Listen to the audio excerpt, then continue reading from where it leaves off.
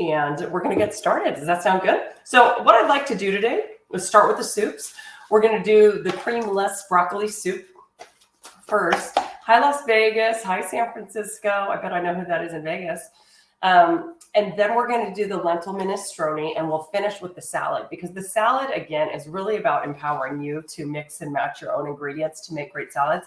We'll probably get into composed salads later this year, where like a salad niçoise or something, where there are very specific components that go into a salad. But today it's more about how you just make a great salad in general, and the ingredients and different components I like to put in it, right? And if you have any vinaigrette left from the last class we did, terrific. A couple of other announcements. I will be sending June dates out by this Wednesday, March 1st, along with all of the recipes and the shopping list for the whole month. I'm so excited for the recipes we'll be cooking in June. We're going to have some easy weeknight things. And then we have weekend cooking, which is truly, it's not that it takes a lot of time to cook them. It's just, it needs time on its own to cook, right? So not a lot of prep time, just time to slow cook. So it's the turtle versus the hare, basically. But really excited about the recipes we're going to share with you. Another thing to note is that because I am working on a cookbook, right, these recipes that we're working on, you guys are helping me. So both of these recipes for soup this week are recipes that I've done in the past that I am changing, adapting to try and improve for this book. And so you're going to find a couple little errors. In fact, I found one already. When I went through, I took out Parmesan cheese rind in the minestrone, because it's not something that's readily available to everybody. And I'm really trying to keep these recipes accessible to everyone and explain very clearly why they're better for you maybe than a store-bought version. But I don't want you searching for ingredients that are too expensive or too hard to find. So you'll see a mistake in here.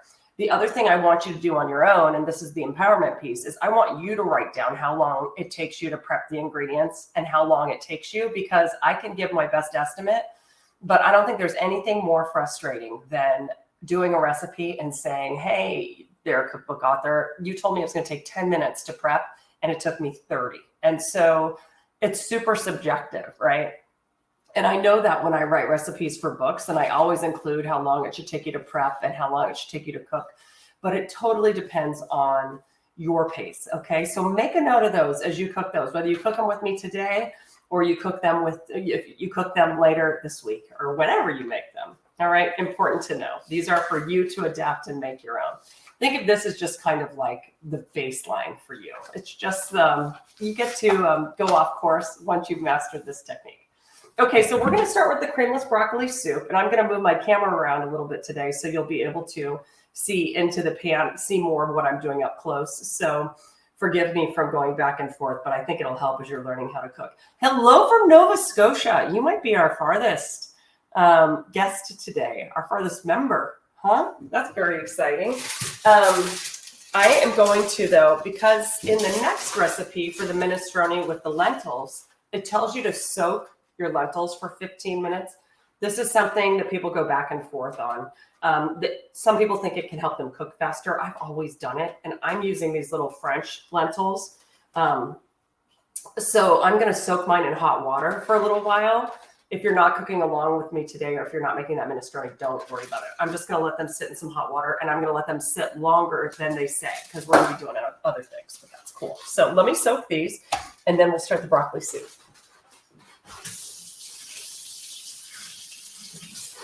I want pretty darn hot water out of this tap. So I'm just using hot tap water, and I'm going to cover it here with foil. Hopefully this piece covers it well. Yeah. We're going to just let those hang out. My friend gave me this candle for my birthday, and the good news is I can still smell it even though I'm having sinus problems. So I'm just letting that candle go while we're doing our class today. It's so beautiful. My friend Steph, I don't think she's on here today, but she might be.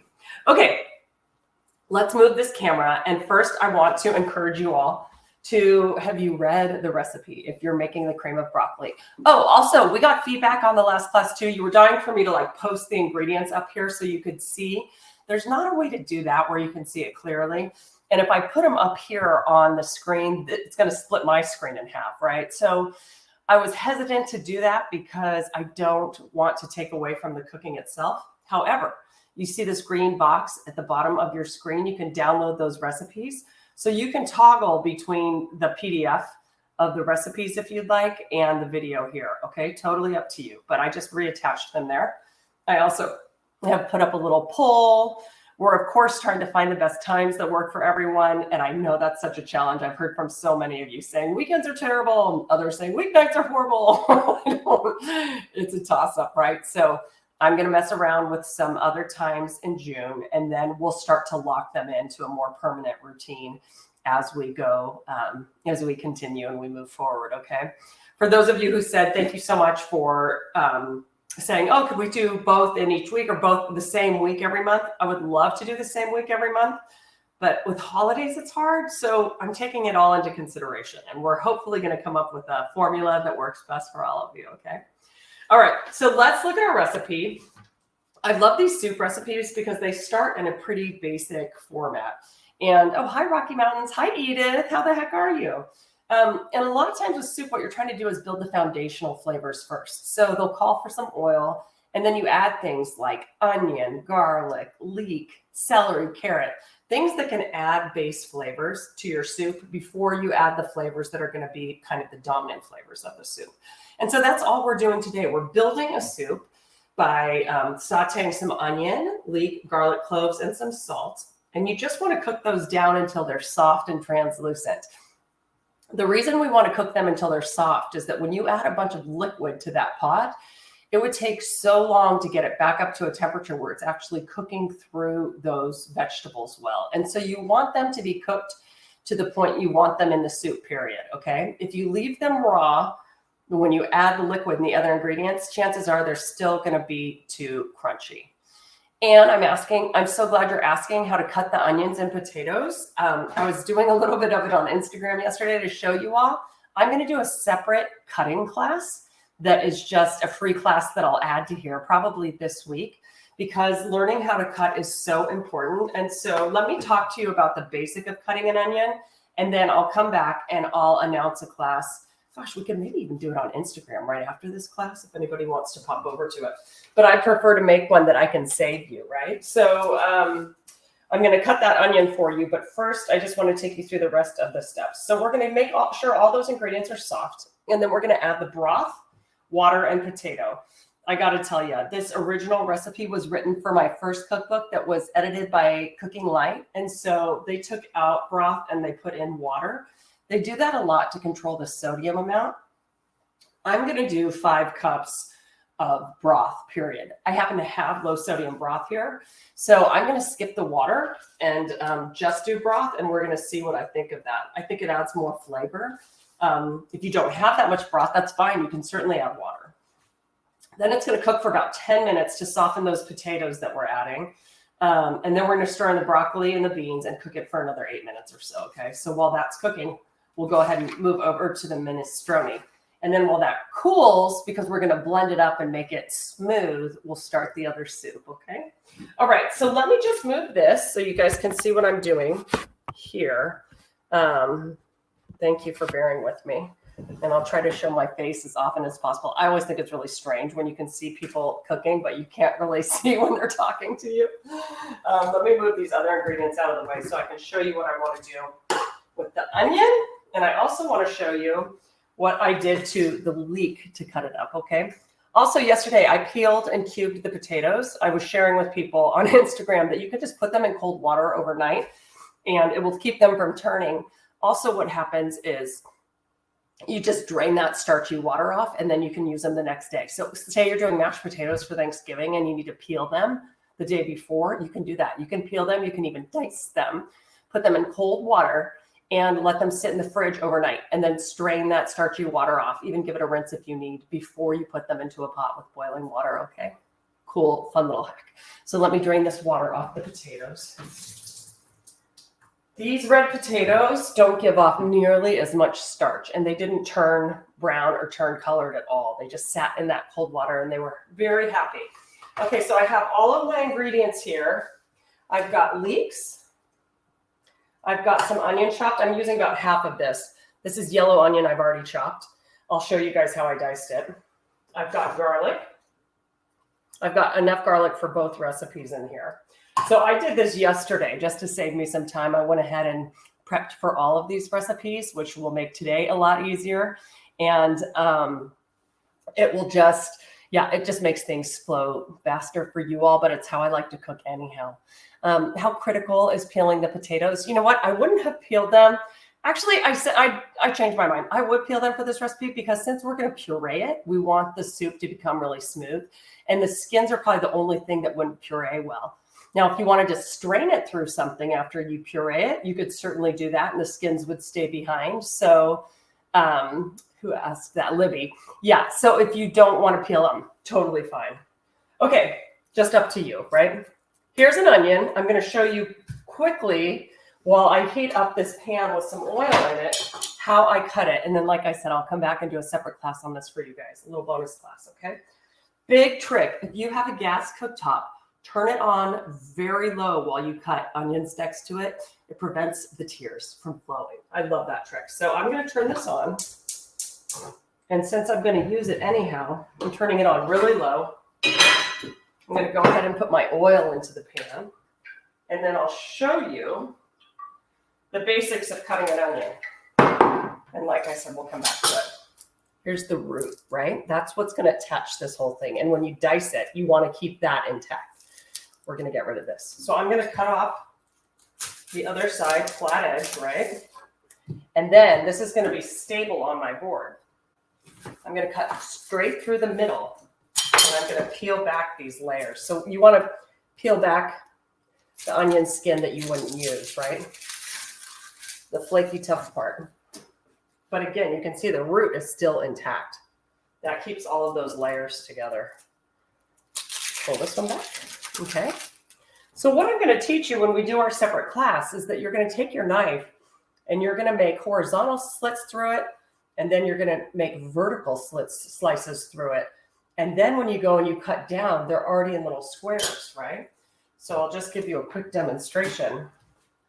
I want to do this. And I'll do this up close, much closer when we have the class on it. You want to hold down like that and you cut through, but without getting all the way to the root. And then you're going to cut across the top.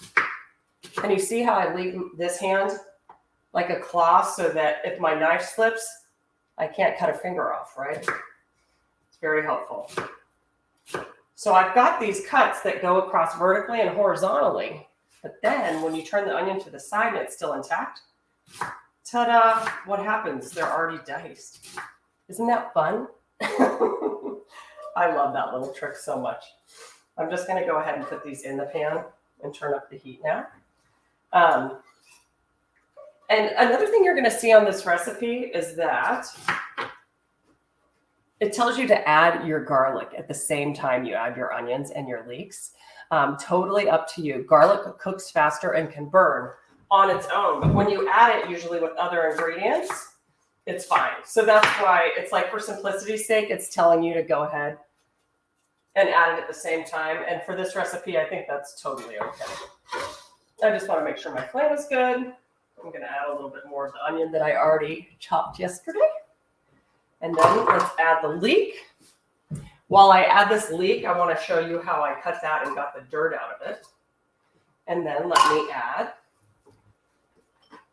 a little bit of that garlic, okay? And then we're going to add some salt to sweat this. And let's see how much olive oil it called for. Yeah, it calls for 3 tablespoons. So it needs more olive oil than I use. I count like a circle around as a tablespoon. That's probably a good amount. And then salt, of course, to sweat them. My guess is if I know myself well, it calls for a teaspoon of salt, which is always the measurement I start with, which to me is like a big sprinkling, okay? So I'm just going to, that's probably ½ a teaspoon actually.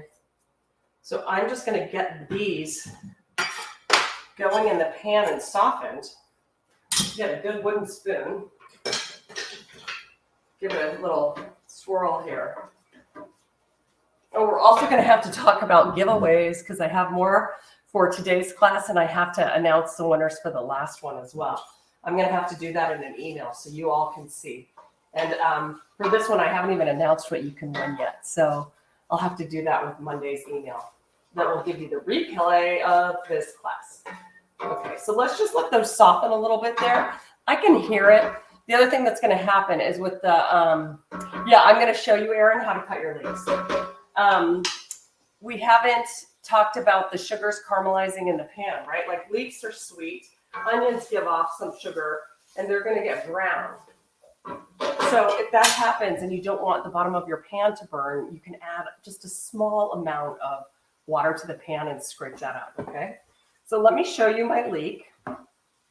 Like I said, I cut all of these in advance yesterday.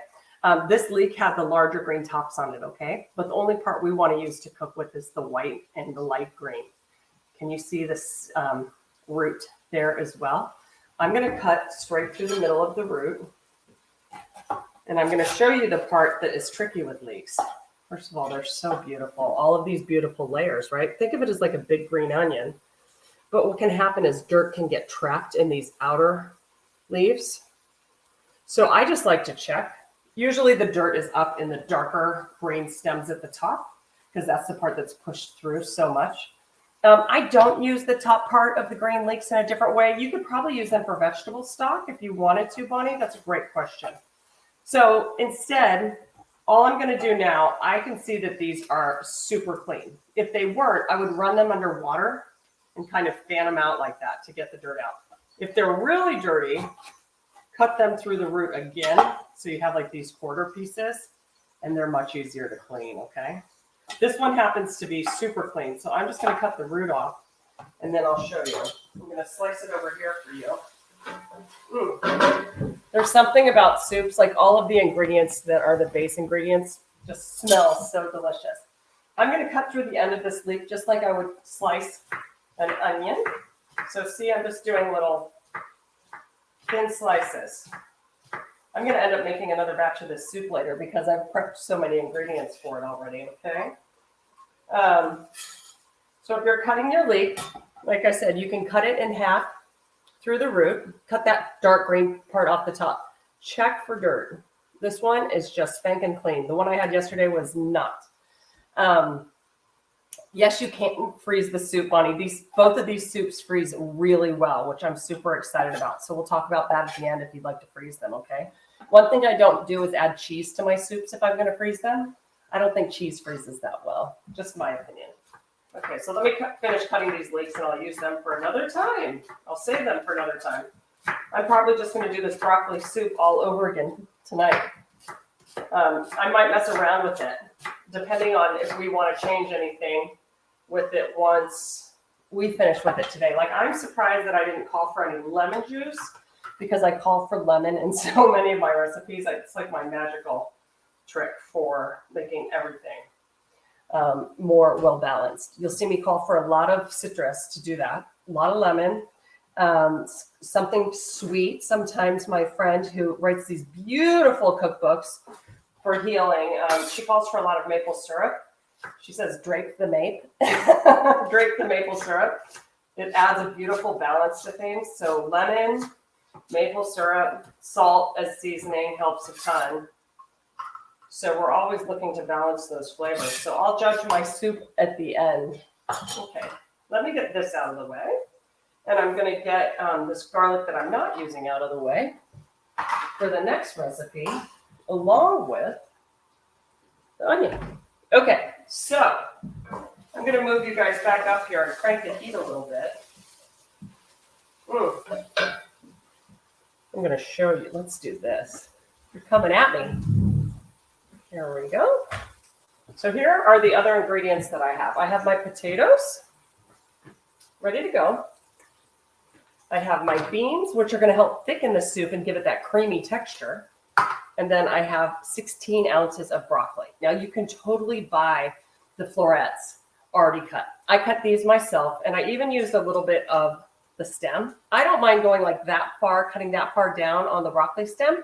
I don't like the bottom half, but this has wonderful flavor in it. Can you freeze the soup? Yes, I just want to make sure I'm answering all your questions as we go. So we're going to continue just kind of softening this, and I'll show you what it looks like when it's ready. It says about 5 minutes or until the onions are tender and translucent. You'll hear translucent all the time. I just, usually take one and I take a little bite.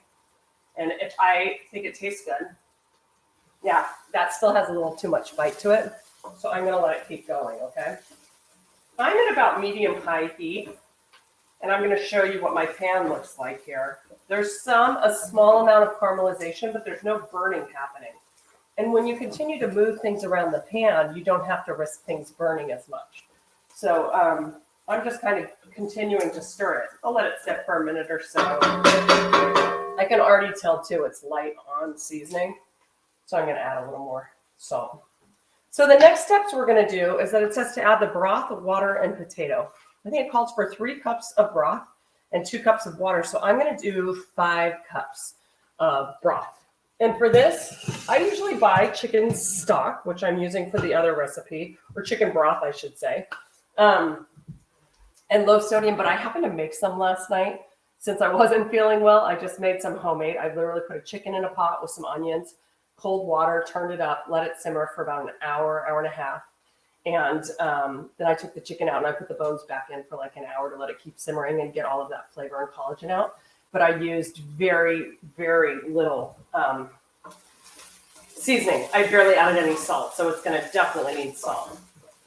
Lori's asking, when you change, add, subtract something from your recipe, will you send us the edited version? I sure can. I'll probably have that done. Let me think about that. Because my wonderful extern, Caitlin, is away this weekend at a wedding. I'll have her make those changes since she did the original document. That'll probably come Tuesday because I'm forgetting about the holiday, Lori. So sure, we can absolutely do that if you're not writing them yourself, if you haven't printed it out and done that. The other thing is that, like I said, it's really personal. And so you might like something that I don't. And so that's part of the reason I didn't put the prep times and the cook times on this round of recipes. I'll do it for the next round, but I don't want you all, I would, you honestly know your own pace. So I try to guess and assume what an average cook would take, how much time, but only you can really tell. Okay, those onions are getting really soft and nice. So we're going to add the potato. I'm just going to let that go for a quick little swim. Let me show you what the pan looks like. Because I had plenty of food in there, see it's a little brown around the edges, but when I put the liquid in, we're going to scrape all that up. It's going to be delicious. So I'm just going to measure out. This is a 1.5 cup measuring. And so that's probably about 1.25 cup right here. And now, when you add a lot of liquid or cold liquid to a pan, it takes a little while to come back up to a simmer. So it's going to need a minute before we hear it simmer. We're going to let those potatoes cook. And then we're going to add, here's my other little change I'm going to make, okay? I'm going to add the broccoli pretty soon. So it says to add the broccoli and the beans together to cook at the end. The beans are already cooked, and so all they need to do is heat up, right? So I think I'm going to let the broccoli cook. I'm going to let the potatoes cook on their own for a few minutes. I'm going to just cover this and let it come to a simmer, and then I'm going to turn it down. Let's see if I'm following my own directions.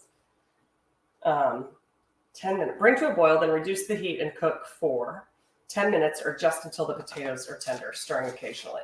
Why did I put the lid on? Because it's going to help bring it to a simmer faster. And once it comes to a simmer and I hear it, I'll take the lid off. So yeah, we're just going to stir it from time to time. And then we'll stir in the broccoli and beans and cook for another 8 minutes or so. So once I put the broccoli in, we are going to start the other soup. But I don't want to mess up the potatoes. And so I'm going to look here. And don't worry. You can just let it all cook a little bit longer. I hate to see you rush. You can, did you already put the stock in? The other thing is if you're cooking along and yours isn't ready yet, that's okay. You can slow down, right? And like in these moments where we have a pause, it's totally okay if you take your own time. So don't worry about it. If you had them in there for a couple minutes, Anne, and they got any color and softened a little bit, you'll be okay. promise. If not, you're going to let this cook a long time before you add the broccoli. Okay. Could you comment on difference between chicken stock broth and bone broth? Also, do you ever add food grade gelatin to purchase stock to mimic the gelatin from the bones and homemade? Such a good question, Michael. There are so many different questions to answer around this. Here's the deal. Bone broth is its own thing. And all bone broth is stock that has been cooked down for a really long time, or slow cooked for such a long time that you're extracting the most gelatin and collagen out of the bones. Okay. So from a health perspective, for people who tout the benefits of collagen, it's amazing. There are incredible bone broths out there. And what is different about theirs than making them your own? If you make them your own and you let them sit and sit and sit and sit and sit and cook over slow heat for hours, you're going to get the same results. But most people don't have the time and the patience. So now when it comes to chicken broth and chicken stock, I'm going to show you how interchangeably the words are used and how annoying it is. Okay, this is really funny. Organic. Okay, I'm looking at a box of chicken broth versus a box of chicken stock. I had this ordered and delivered this week from Whole Foods. They're both organic, and they start out with organic free-range chicken, and then one says carrot puree, onion powder, and celery juice are slow simmered with seasonings and a dash of sea salt, creating a rich, golden, versatile stock. Okay, so that's the stock. For the broth, it says organic free-range chicken, carrot, and celery juices are slow simmered with seasonings and a dash of creating a rich, golden, versatile broth. Okay, so the way they're designating it basically is that pureeing the carrots and the celery for the chicken stock. I'm going to turn this down because I can see it simmering. Yep. They're calling it a stock. I think of stock as fortified with more ingredients. So more carrots, onions, celery, whatever you like. I think of chicken broth typically as purely chicken that's been cooked in a pot. But theirs, they enhance it with other flavors as well. So I use these two things interchangeably. More than anything, I look for low sodium. And like I said, I don't have low sodium for this one. So I'm actually using the chicken, let's call it chicken broth, what I made last night, because all I did was cook chicken, a whole chicken in water, and I added some onion.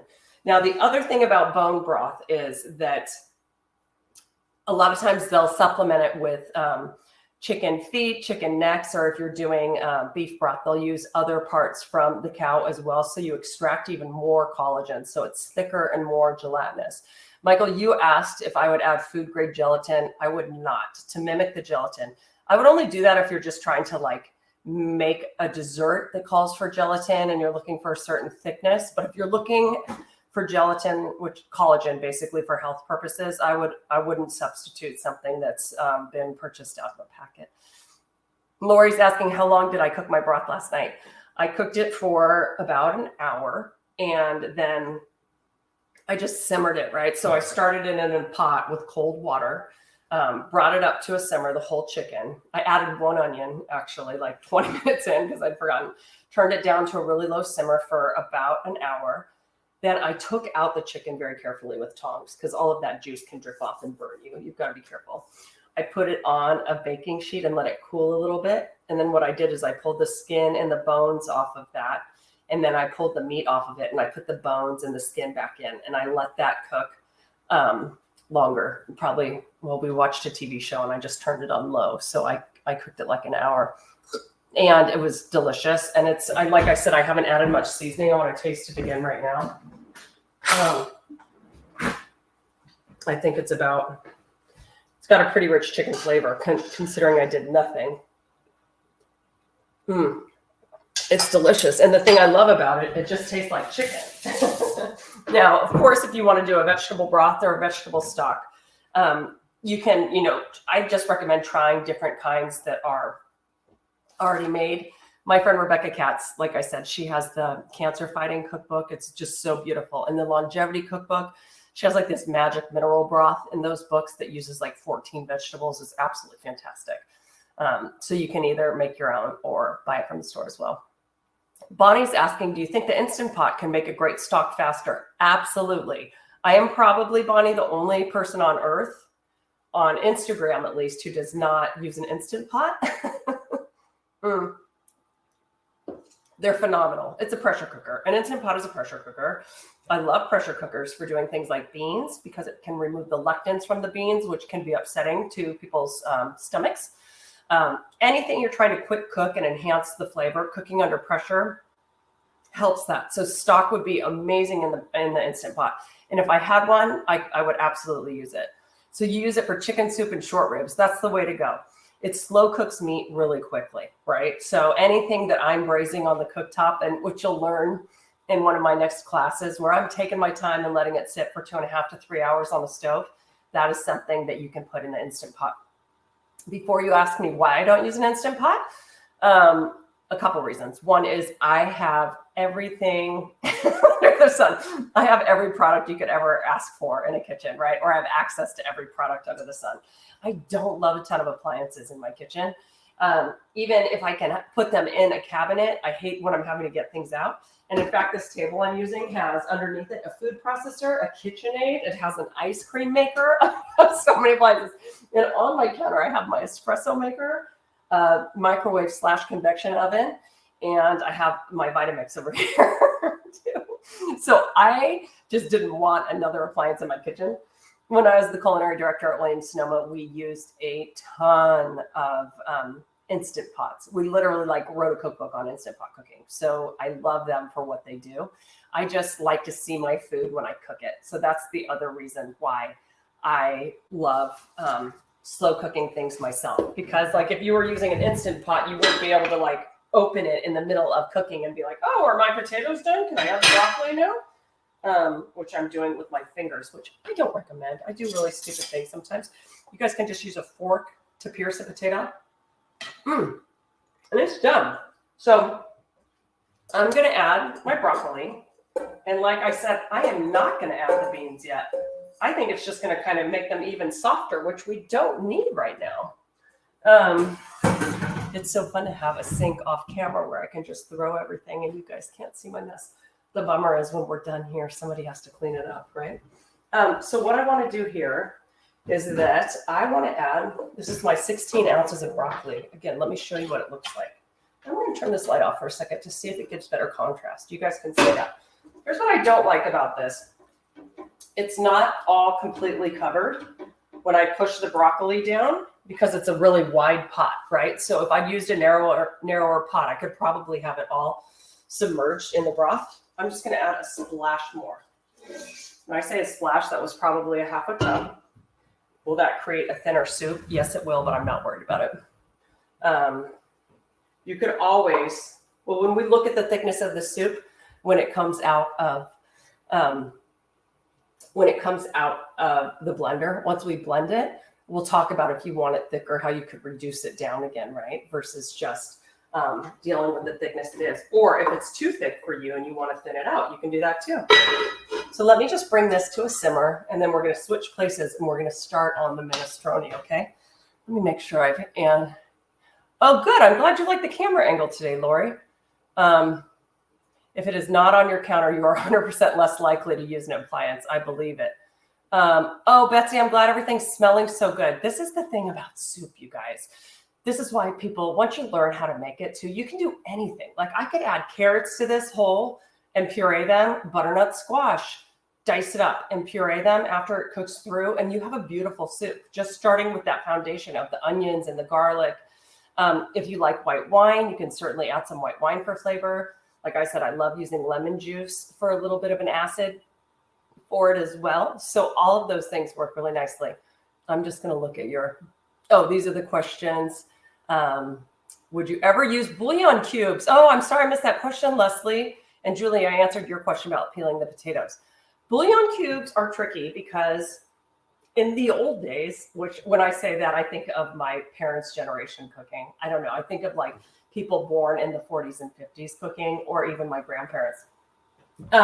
They were so full of MSG and sodium that they were just a massive hit to your food. And you really couldn't control the flavor or the ingredients. Now they make bouillon cubes and even reduced stocks that come in little packets that are really delicious. So I steer away from them normally because I don't use them a lot. I cook a lot from scratch. But you just want to read the ingredient list and you want to make sure that it works for you. So MSG is something it's making a comeback. MSG adds insane flavor to your food. The health, I don't think MSG is ever going to be considered good for us. So people who have asthma, allergies, it's not a great ingredient. So I steer clear of things that have MSG. But take a look, and if it looks like a clean ingredient deck, I would try bouillon cubes. They're a great hack instead of using chicken stock or chicken broth, and they usually tell you how much water to add to the bouillon cube for similar effects. So you're going to make me go to the store and check them out because there are some really great products on the market now that are much better for you and are like bouillon cubes. So sure, use them if you like them. Also, I put up a poll today. Let's see if that's working. Are you cooking along live with us? Yes. 4 people said yes. 8 people are watching me cook. I'm just trying to get a better idea of how many people are trying to cook live and follow always. Portobello powder is also a great add-in for flavor. That reminds me of my friend Michelle Tam, Nom Nom Paleo. She has magic mushroom powder, she calls it. It is phenomenal. She has some other spice ones that are awesome. If we play our cards right, she's going to be one of my guest chefs on here. You're cooking and having trouble. Anne, how can I help you? Are you trying to make all of the things at once? If you want, Anne, the first thing I would recommend is just slowing down, right? Or not trying to cook everything with me today because it is a lot to it's a lot to do in real time because I'm cooking pretty quickly, right? Trying to keep this going in a set amount of time. And if you're someone who really likes to take your time, it gets a little hard. So even the problem, I didn't prep enough. You know what? It's not your problem at all, Anne, but it's a great thing to learn. And I'll just start talking about that more in the emails I sent out to you beforehand about what you can prep.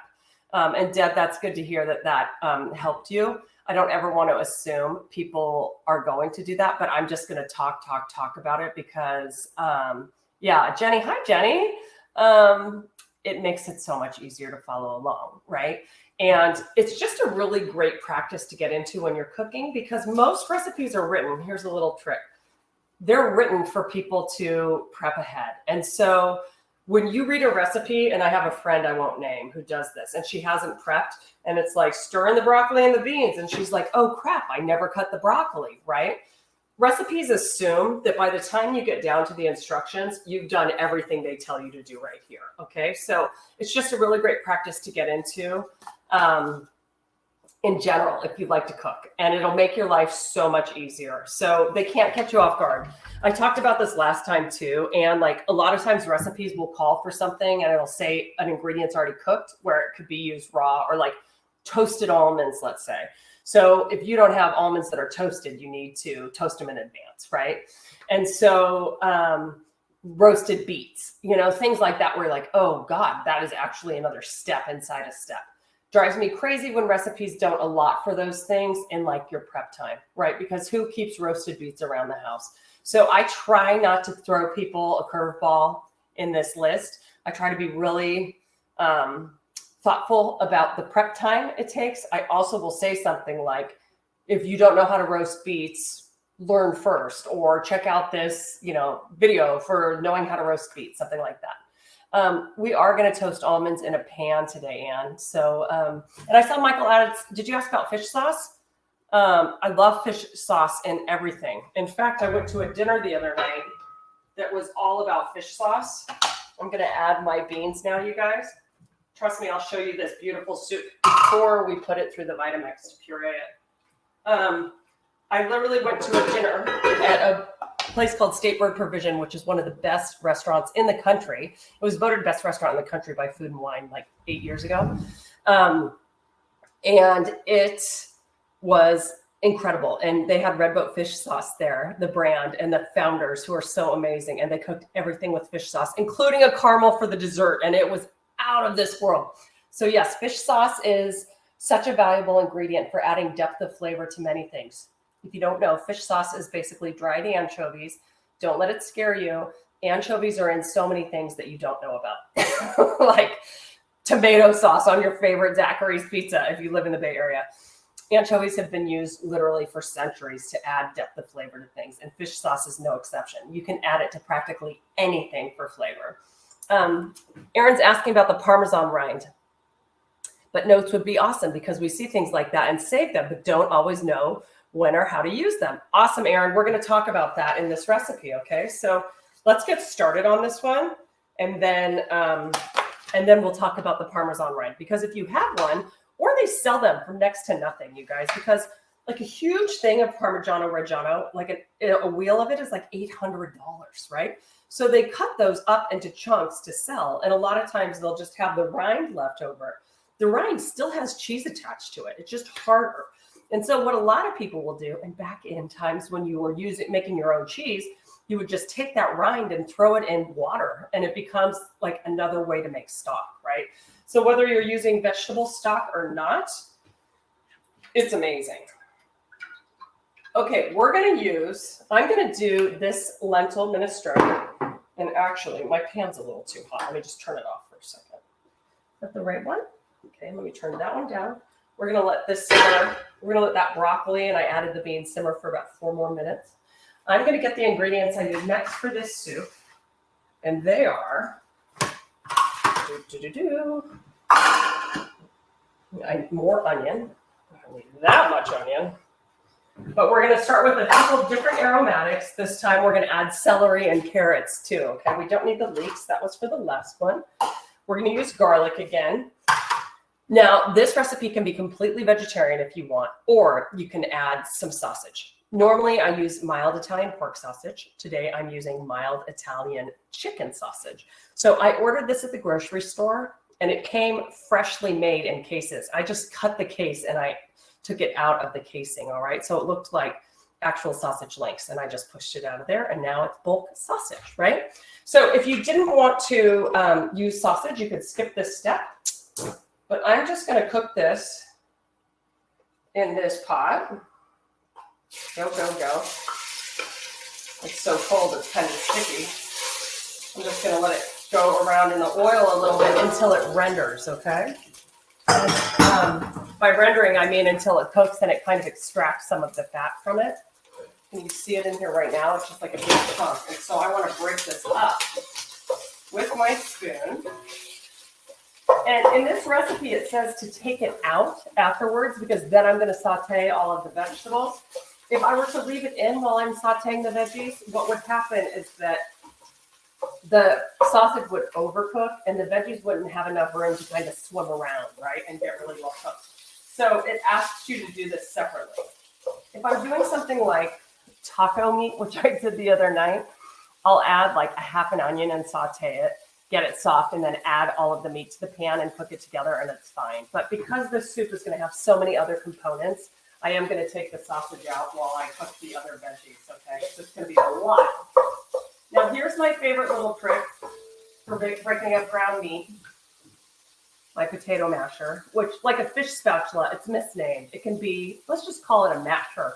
It's great for so many things. And this one's made by Gir, G-I-R, a brand I found in Utah. You can't even see that. Can you see the logo?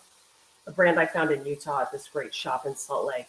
I'm looking at the Red Boat comment. Co-sauce made with a Red Boat base. Great stuff. Oh, their salt is awesome as well, by the way. Thank you, Laura. You like the Le Creuset. They're beautiful. They sure are. We'll be doing some Le Creuset giveaways along the way, too, my friends. Don't you worry. We're going to have so many giveaways, you're not going to believe it. Especially those of you who are founding members, it'll pay off. Not only does it pay off because you got a bargain price and you're going to get free classes, but it's going to pay off because of the amazing prizes. Okay, so I just kind of use my potato masher to break this up into smaller pieces, which works really well. If it's still raw, it's a little harder because it can get stuck in the potato masher, right? But it presses it down all I'm looking to do. And then I'm going to take it out of the pan, like we said. This will continue to cook a little bit when it simmers in the hot liquid. So don't you worry. Excuse me, I'm grabbing a bowl and just moving my camera. Hopefully you can't see too much mess back there. So yeah, it'll continue to cook in the liquid later. So let's just take this out. All right, and then I'm going to add a little bit more oil to the pan. And then add all of these gorgeous, what we call aromatics. All the things that smell good, right? So the onion, the garlic, the celery, the carrots, the foundations for your soup. And this one's going to have tomatoes in it. In the meantime, I'm going to cut the heat on the back one. I'm going to test and see if that broccoli is cooked. But, well, let's get this one going first. So I'm going to add a little bit more oil. Let's add, that's about 2 tablespoons tops. You are free to measure, you guys. You can measure all you'd like. Don't let me distract you with my guessing game. Okay, and then we're going to add, I just want to make sure I'm following my own recipe. Onions, carrots, celery, and cook until soft, about 8 minutes. So most recipes tell you to cook your vegetables for 5 to 8 minutes. It totally depends on what temperature you're using and how much space they have in a pan, because if you're cooking in a smaller pan and things are stacked up higher, they're not going to be exposed to the heat on the bottom as much, right? So that can alter the cooking time. The coolest part about this is that there was a little bit of caramelization left on the bottom of the pan from the chicken sausage. And so this is going to get all of that yumminess. I'm going to add a sprinkling of salt. And if the brown caramelization isn't coming up with this sauteing, I'm going to ask you to do that little water trick again. So let me get a little splash of water. And I'll show you what it looks like in the pan, so you know what I'm talking about. All of this is nothing but flavor. Can you see all that brown? That is all sugar that's caramelized from the vegetables and the sausage in the pan, okay? Those natural sugars in foods. So that is pure flavor. And all I want to do is pour a little bit of liquid and scrape that up. And instead of letting it burn, right? Burned food does not taste good. But when you scrape up the browned bits, caramelized bits like that, they're incorporated into the food and it's delicious, okay? So we're all good there. We get a little water. I'm still waiting for my children to come out. I told them that they're behind that door in the room. I'm like, if you come out, you need to be wearing normal clothes. You can't be coming. And so it's funny that they are not coming, not showing their faces yet today. They've eaten, so they're good. Okay. I'm going to turn up the heat on this a little bit. And then I tell you to add the garlic later in this one. But like the recipe before, since there are so many other vegetables in there already, I can add it. Let's just get that out of the way and we won't have to worry about it, okay? I don't think I need those beans. The beans were, maybe I do. Oh yeah, we're going to add those at the end along with the chard that I showed people how to strip and cut yesterday, which I'll show you today as well. Question from Michael, would roasting the broccoli first add a bit of extra flavor, or would that be discordant? Note. Roasting, here's what I would do. I would roast the broccoli and then straight puree it with stock. You wouldn't need to put it in the pan at that point. It does add another layer of flavor. I think here's what I would do. I wouldn't bother cooking soup in a pot and roasting vegetables in the oven. What you could do, Michael, is you could roast broccoli and potatoes and onions in the oven and then just put them in the blender, right? And give them a zap and add the stock to that. I think that works better for like butternut squash that cooks really well in the oven. I would love to do this in the oven because then you'd have to cook the onions in there too, and I don't think you get the same development of flavor. So totally up to you. In this case, I wouldn't do both. I would do one or the other. I wouldn't cook the broccoli in here and roast it, right? But roasted certainly adds a little depth. I would probably, if anything, grill mine because I have a wood pellet grill and that adds a ton of flavor.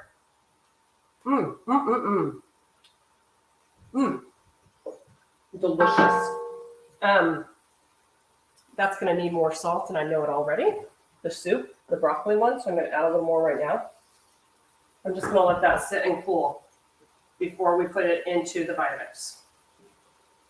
And I'm not worried about this spoon going back and forth because I'm basically transferring broth. It's nothing I really care about, right? If the flavors get mixed up. You all know how much I hate washing dishes, so the fewer I can wash, the better. Let's see. Oh, thanks, Deb. Thanks so much. What a compliment. I thought you were trying to say discordant, but I didn't want to take the words out of your mouth, Michael. Julie, do I ever add Chard stems to the minestrone? I don't on this one, and I'm going to show you why. The big ones, but people who do like, they say like whole animal cooking, there's such a thing as whole vegetable cooking as well. So like using carrot tops and all of those things, they would certainly use the stems. You have to taste those things and see what you think, right? Sorry, I'm just going to get more of my ingredients out of the way here. How's Ann doing? Let me know if you're alive over there, Ann. Yeah, I'm going to get some Chard out.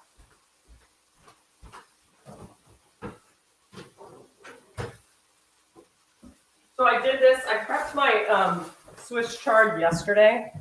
Again, I was cheating and I got on Instagram and showed people. But literally my friend said her mouth dropped and she went, oh, when she saw me do this trick because she'd never done it. And I laughed so hard.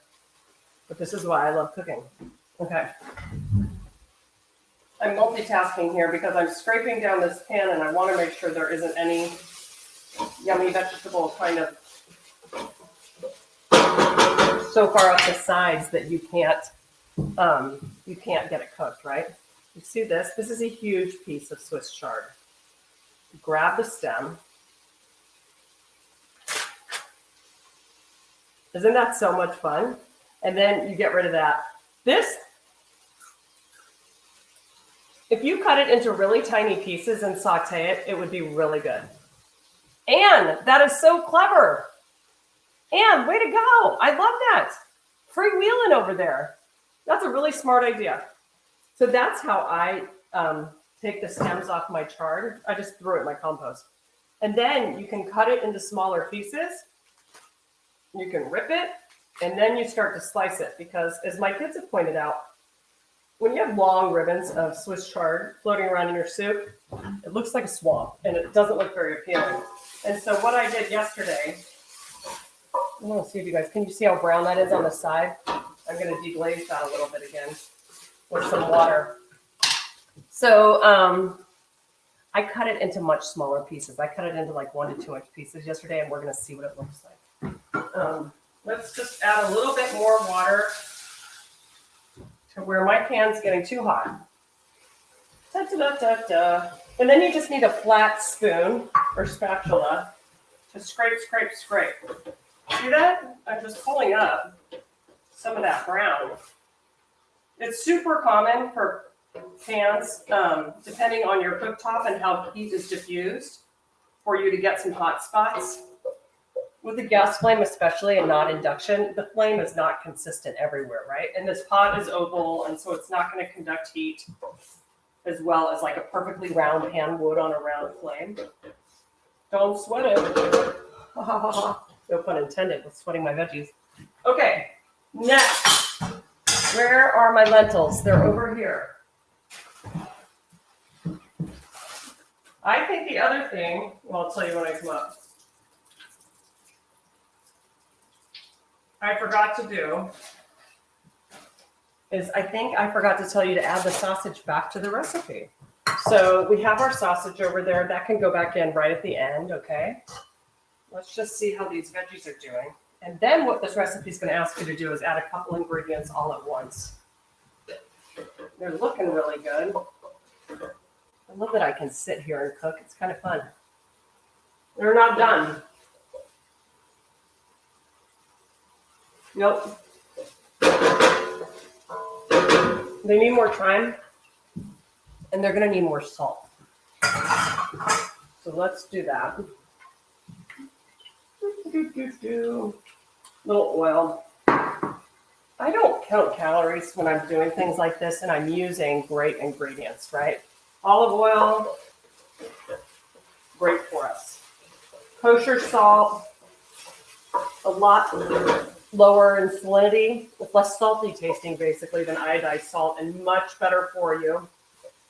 Iodized salt is not something that most people recommend anymore. Like, nothing against Morton's table salt, but not good. If you taste that against a kosher salt, you'll see the difference immediately.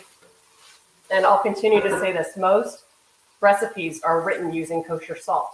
So if a recipe tells you to use a teaspoon of kosher salt and you use a teaspoon of table salt, like iodized salt, they'll taste completely different. And the iodized salt will taste so much saltier, it'll blow out all the other flavors. You can use that technique with kale as well. Yes, you can, Lori. Someone knows what she's doing. So Anne has just gone off the rails and totally done her own thing, and it worked. Lori knows all of her vegetable trimming. If you can't find chard, can you substitute? Absolutely. You can substitute any leafy green you'd like, Leslie. You can use kale. You can use, you could even use spinach leaves. You could use anything small and green that's kind of hardy, right? So you could buy baby spinach leaves and mix them in the end. That'd be great. Okay, so these are almost ready, these liquids. And then what is it going to tell me to do? Let me guess. It's going to have me add tomato paste and some spices until it's brick red. I know how I write recipes. Cook for one. Add the tomato paste, fennel seeds, oregano, and pepper flakes, and continue to cook for 1 minute until the tomato paste turns brick red and the spices are fragrant. And then I'm going to add chicken stock, the crushed tomatoes or diced tomatoes, Parmesan rind, and take that out, and drained lentils and bring to a boil. And then at the end, you stir in the beans and chard and you add the sausage back in. Okay, we got this, friends. So here's what we're going to do. We're going to add 2 tablespoons of tomato paste and all those spices, and we're going to bring it up to a simmer after a minute, okay? And then we're going to dump in all of our other ingredients and chill out. Okay, so this is going to make a ton of soup. Tomato paste. You can buy it in a jar, or if your grocery sells it in a tube, it's so great because it lasts so much longer. To me, there's nothing more annoying than buying that little tin can of tomato paste, using a tablespoon, and then having no use for the rest of it. So this, you just use as much as you need. So I'm going to eyeball it. I know what 2 tablespoons looks like. I'm going to just put it straight in the pan. And then what happens, it's really dark red when it comes out. Turning brick red is just going to show that it cooked some. And before you add the other ingredients. Here's my oregano, fennel seed, and chili flake that I measured yesterday. Peeking out. Now I'm just going to stir all of this around. What I'm basically doing is coating the vegetables in the tomato paste. And that's going to help kind of make it less clumpy when you add the liquids to this, okay? Just a good little trick. And why you add the tomato paste first. Otherwise, think about it. There's a kind of a thick liquid, and then you add the other liquid, and this thickness needs to get dissolved in it. It's just easier to kind of break it down in here. Deb, I use a ton of fresh herbs. These are a few of the ones I used dry in recipes because I prefer their flavor. Well, fennel seeds, I don't have those lying around. I love the taste of fennel seeds, so those I buy dried. I love dried oregano, and I like chili flakes. But you'll see the ones I use fresh all the time. I don't even have dried parsley on hand. I use parsley, mint, basil, rosemary. Thyme is fine dried too, but those are the ones I keep on hand or I grow. And I love the taste of the freshness of those herbs in everything. So, okay, so that's looking really good. Now it's telling me to add all of those liquids and my lentils, right? I'm just double checking my work. Chicken stock, tomatoes, drained lentils, and bring to a boil. And how much chicken stock in this one? 8 cups. That sounds like a lot because I'm adding all these tomatoes too, right? But keep in mind, we're also going to add beans. So I asked for diced tomatoes at the grocery yesterday, or crushed. It calls for crushed, and they didn't have any, or my shopper couldn't find any. And so they gave me whole peeled. All I did was throw them in a blender and pulse them a little bit, okay, to get the texture I liked. So, boom, in you go. Calls for 28 ounces. That's 1 can or jar usually. This is 36, so I'm just going to use like half of that. Yep. I'll use the rest of this for tomato sauce. Then I'm going to add 8 cups of stock, it's telling me. So let's do that. It's actually not going to look like that much. I'm just going to go ahead and use more of my homemade. Should I? My kids are going to want this homemade stuff later. No, I'm putting it in my soup. It's going to taste really good. Okay. And again, I call this a loose arrangement. Yes, 8. You do want 8 cups of liquid. This is a 1.5 cup measuring. So I'm going to get, and I'm putting about 1 1/4. So I'm at 2.5, 3.5, 4. I'm actually going to need to use 1 of the jars or the packages. Should I use the chicken broth or the chicken stock? I'm just grabbing the one that's closest to me. Let's see what the sodium is like in this. 22% of your daily sodium in 1 cup. That's a lot. 24%. I go with this one. Okay, that's a lot of sodium. And I don't even really count sodium that much when I cook because whatever you're cooking from scratch, you guys, the chances of it being better for you are very high when you're adding your own salt. It's very different than if you're buying something that's been frozen or made shelf stable where they add a ton of sodium. So I'm just going to go ahead. What we're looking for is to see if we like what this texture is going to be like. Texture, I should say, more like viscosity or thickness of this soup. Think about it. After I add a ton of chard and I'm going to add the lentils. That's right. The lentils are going to absorb a lot of the liquid. They already did when I think that looks like too many lentils, in my humble opinion. Since I pre-soaked them, it's probably a little misleading. Let's add them all and see what happens, shall we? We're living on the wild side today. Okay.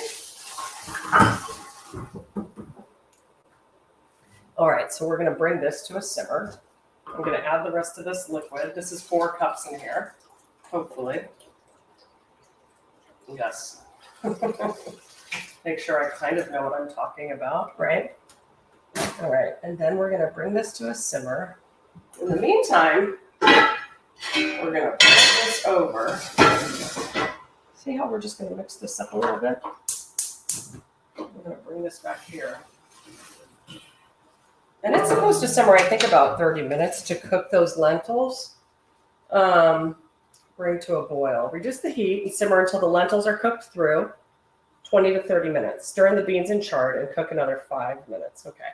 So let's think about that. If we're at 11:06, so we've got about 50 minutes of class left. This will be done around 11:40, 11:45 probably by the time I add the beans and chard. I'm saying that because I think it's going to cook a little bit faster since I already soaked the lentils a bit. So we're going to find out, okay? Let's have a quick break if anybody needs to get water. Let's see if there are any more questions going on. We did the potatoes. We did the bouillon cubes. Oh, what is the difference between green and red lentils? Flavor and texture a little bit. I think it totally comes down to what you prefer. So it's funny. Lentils are not something that I grew up eating at all. And I started really enjoying them when I would order them in recipes here in the Bay Area when I moved here in my 20s. I really like French lentils, which are really dark green. They're heartier in texture than yellow or red lentils. The yellow and red lentils that are typical in Indian cooking cook faster. They get a little softer. So depending on what you're cooking, many recipes will call for different kinds that are traditionally used, right? But when it comes to using lentils, I say try a couple and see what you like. So black lentils, the Dupuis French green lentils, they're different than the larger green flatter lentils you'd find, which I think are like starchier and break up more easily. So totally depends on what you like, okay? I usually cook with the French green ones, which actually look almost black because I like their texture. And Ina Garten, oh my God, if you like Ina, she does this salmon recipe with French lentils that's old now. It's probably 15 years old, and it is so flippin' delicious. But it's funny because it starts with a lot of these same flavors. You saute carrot, onion, garlic, and tomato paste and olive oil. You add the lentils and you cook them with some broth, I think, and then you serve the salmon on a bed of lentils. Oh, absolutely delicious. So mess around and see what you all think. Let's see. Lori, I soaked mine for like 40 minutes, but it says to soak them I soaked them for like an hour. It says to soak them for 15. A lot of recipes tell you, and a lot of lentil packages tell you, you don't need to pre-soak them. It's just a habit I've gotten into over the years, and I always do. But read the package of the lentils you get and see if it tells you to pre-soak them. Most of them just say put them straight into liquid and cook them for like 20 to 30 minutes or until they're soft, okay? So I just want my lentils not to have any bite, and that's when I know this soup is going to be done. I've got the lid on because I want to bring it up too. No, I don't. Here, it's coming up to a simmer. I want to put that lid on so that it does come to a simmer quickly. So what do you say we puree this broccoli soup and we taste it and we see, I'm going to teach you how to finish a soup. You love this. We're just going to back it on up while I come your way. I'm going to teach you how to finish a soup. If you don't like the texture, if you want to change the flavor, we're going to mess around with it, okay? So let's just change my setup a little bit. If anybody starts to see steam flying out of this, just scream at me. I'm going to wipe this down, and then we're going to move the blender over so that I can teach you what to do. The rest of the things I'm going to put in here, too. I've got my beans that are going to go in the soup. I've got my sausage, and I've got the chard that I've already cut up, okay? So let's put those over here. Boys, are you doing okay back there? Okay. I think when I tell them to stay back there, they literally think they're locked in their rooms. They pay good attention.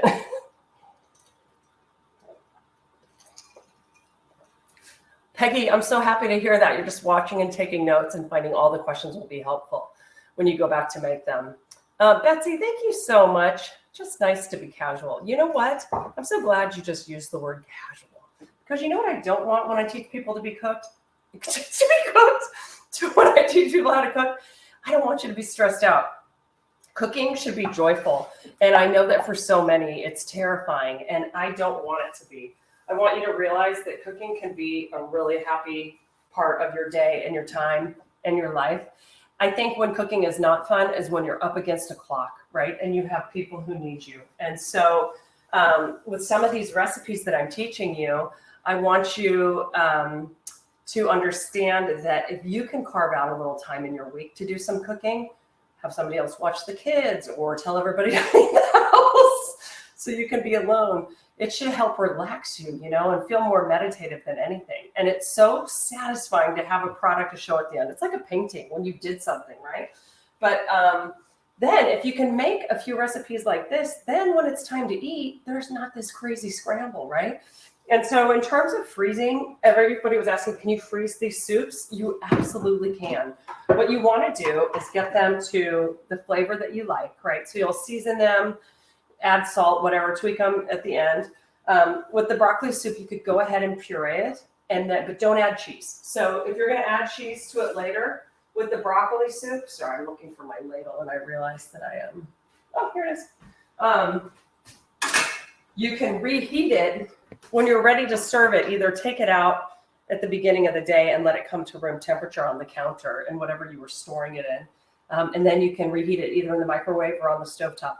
Then sprinkle cheese on it or add cheese to it, like Parmesan, or for the broccoli soup, if you want to add cheddar cheese would be so good melted over it, right? So I hope that what we're learning is that we are going to be having fun while we do this, and cooking doesn't have to be a chore. It can be really good for us and fun, just fun and good for our health. Your pot matching your door is so sweet to look at. Why, thank you. When we did this kitchen and I did the blue doors, I asked Le Creuset for this blue cookware, and they sent me so much. It's an ongoing joke. And then I did a project with them. So now I have, you guys can't even see it. I mean, I have probably 20 pieces of Le Creuset. And I asked for every color of the rainbow because I cooked in practically. I did a recipe. I did like ombre cooking for them, basically, like roasted beets in a red one. And then I did a blueberry crisp in the blue one. It was out of control. It was so much fun. And so they humored me, and I have So much Le Creuset, it's embarrassing. An embarrassment of riches. Okay, I'm bringing the blender over here so we can talk about this. Let's talk about blending hot liquids. What do you know about blending hot liquids? Let's see what this is. The stress for many and cooking for others, timing is often stressful. A class on how to approach timing issues would be helpful. Michael, we are going to be talking about that so much because you know what I hear every year is the holidays freaking stress people out. And I am convinced you don't have to be stressed when you're cooking multiple items. It does take some planning. So we are going to hit that subject so hard come October, November, December. Jenny, we didn't add the Parmesan rind. If you would like to and you got one, you can. I meant to take it out of the recipe because I wasn't trying to make it hard for you to find things. But if you got one, put it in and let it simmer with everything. And then you'll just take it out before you serve it, okay? Chrissy, thank you for saying you're scared to blend hot stuff. We are going to blend hot stuff, and I'm going to show you how to do it. And Erin, I'll read your thing later about made a newsletter 4 classes or 6 classes with some of the things that come up. We're going to get on a routine like that, and after every class, what I'm going to talk about in the next newsletter, like so, say today is Saturday. When I send you the email this week that says, "Hey, you can watch this class." If you didn't join us live, what I'm going to share are the tips that we went through today that really weren't in the curriculum, but that we learned about, right? So we'll talk about blending hot things. We'll talk about freezing your soups. We'll talk about all of these great questions you guys have asked that we can share with other people, okay? So the trick with hot liquids in a blender is you don't ever want to put the hot liquids in and have a lid on with nowhere for the steam to escape, okay? So take that middle section off the top of your blender, no matter what kind of blender you have. And then instead of using that, I'm just going to put a towel over it, okay? Because then you can like lift it and let the steam escape. What you don't want to do is turn your blender on high and hit the roof with whatever is in it, okay? You'll also notice I did not fill this very high because when it's hot like this, it's going to pop up. So I'm starting on power level 1. Okay, and then as you get more comfortable and you know it's not going to go flying up, you can kind of hold the towel open a little bit to let some more of that steam escape. But it's also protecting the carafe, so in case you were to actually turn it up too high, yeah.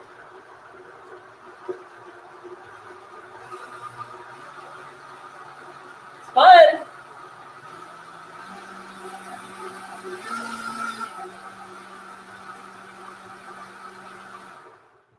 Oh my gosh, I like that texture. So here's the good news. There is some potato in there. And if you ever just tried to blend up regular potatoes in a blender, they would turn to glue. Don't ever let somebody to tell you to put your mashed potatoes in a blender. Bad idea. But this is not that because there's just a little bit of red potato. They're less starchy. Can you see? I'm going to show you when I pour it in here. Oh, it's just beautiful puree. There are no lumps. Julie, now you know. Ta-da! An immersion blender, Bina, hi, is an excellent idea. And so, Bina, that's another tool I've never invested in. And about 6 times a year, I wish I had one. So you guys, an immersion blender is one that you put directly into the pot. It's like a stick blender, they call it. And you just push the button and you pulse it until you puree it.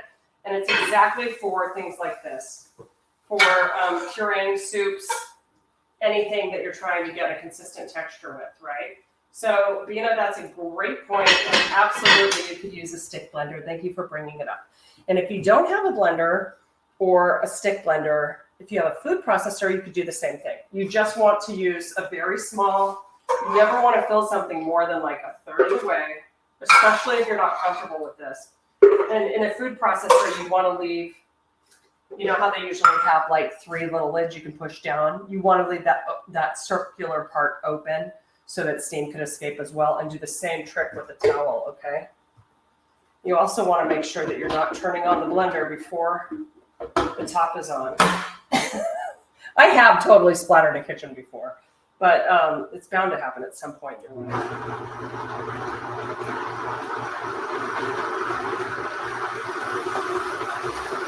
More than anything, yes, making a mess would be a bummer, but burning yourself would be a bigger bummer. So that's what I want you all to be careful of.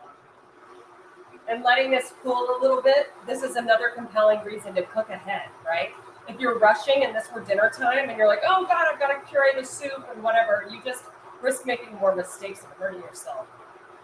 Did I add some of the soup liquid to the blender? I did. I added like this much. I'm going to show you what's left in the pot right now.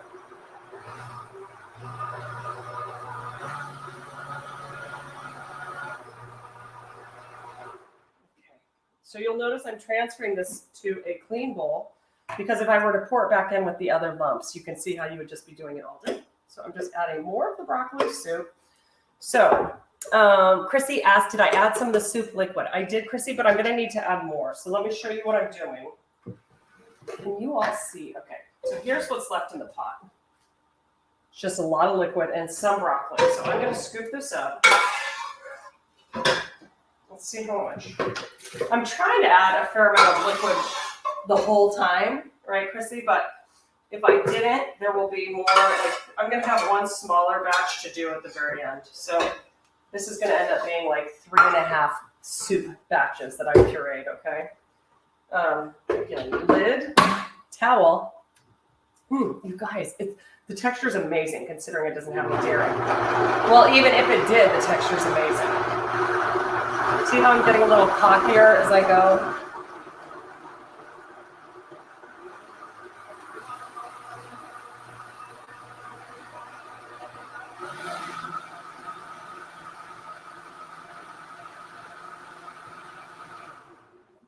You just get better at it with practice, right? Chrissy, do you guys have a Vitamix? I'm guessing you do.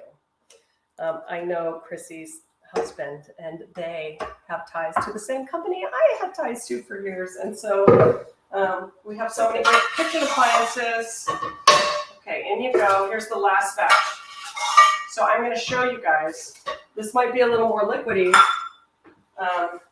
Even more reason to make sure that you put the lid on and you leave the towel on top. I'm going to wipe out the pan because here's what we don't want. First of all, I don't want to have to pour it into another pan and dirty another dish. So I'm going to pour that soup back in here. But I'm just wiping out any tiny pieces of leek, onion, potato that I didn't put in that pot or in the blender carafe, okay? So that when you put the smooth stuff in, it stays smooth, right? Just make sure that's simmering enough. I thought I was getting a little too aggressive and I slowed it down. Oh my gosh. Bet you money, I have one excited kid today and one not so excited kid. One of my children loves soup and the other's like, ew, oh, yeah. We're gonna see. Okay, wait, I forgot. Let's do the last batch here. This one's gonna be really liquidy, and so we wanna be really careful. Also, these bar mop towels, you guys, I live by them. I think we put it on the tools list. You love your Vitamix, but usually only for smoothies. Chrissy, it gets used for smoothies every day in this house, but then it also gets used for chimichurri sauce, the sauces I made last week. Instead of using a food processor, you can use your Vitamix, and they work so well. Vitamix is so awesome because it pulls everything down, you guys, and you don't have to fight with it, like to make it go move centrifugally. Is that a word? Okay. I'm starting on one again.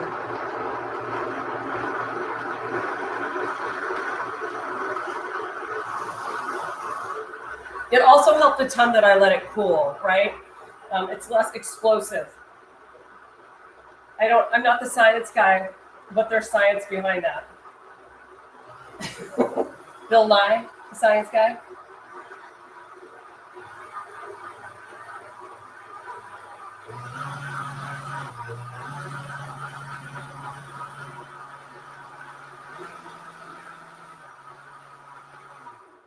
Ta-da.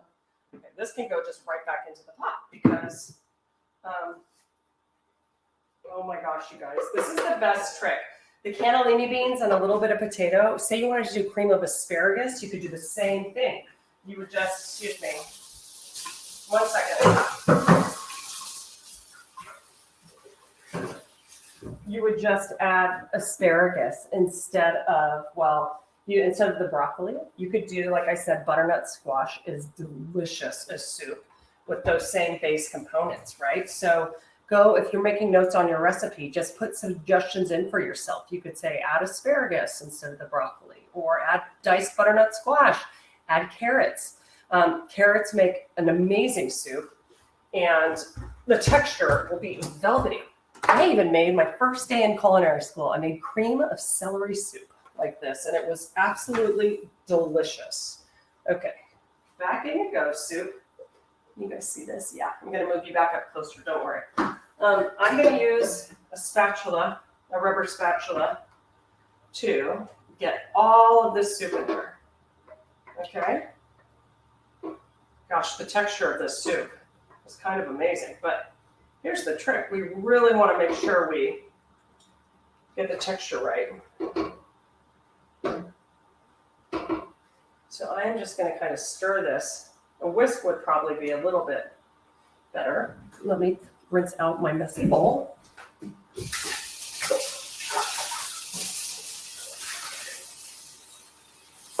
Although, I think I'm going to bribe my children to do my dishes on top of what their chores are. They have it so good around here, I'm telling you. Okay, yeah, I'm going to sit back and relax while they clean up my mess. Okay, so here's what we're going to do. Let's check on the texture of this soup, and we're going to talk about seasoning it and getting it to the texture and flavor that you want, okay?